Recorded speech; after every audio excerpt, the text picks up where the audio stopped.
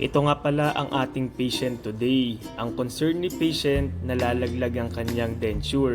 Sir, open nga po ang mouth, pakita natin ang kanyang smile. Ayan, nalaglag yung kanyang denture at sobrang luwag. Kaya nandito si sir para palitan ang kanyang lumang denture. Kaya ayusin at papapugiin natin si sir. Sige nga sir, close nga po natin yung mouth. Ito ang kanyang smile bago natin gawa ng bagong denture. At dahil abot kaya ang magpagawa ng postiso dito sa Beautyholics, pinaiba na rin ni Sir ang kanyang lower denture. Ito ang kanyang bagong flexible denture na hindi agad-agad nababasag at sobrang dali lang ilagay. At ito naman ang kanyang complete upper denture na pasok sa budget. More on natural look na rin ang kanyang ngipin.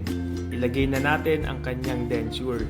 Yan, ang ganda. Parang hindi nakapostiso si sir. Close your mouth, sir. Smile ng malaki. Yan, ang ganda.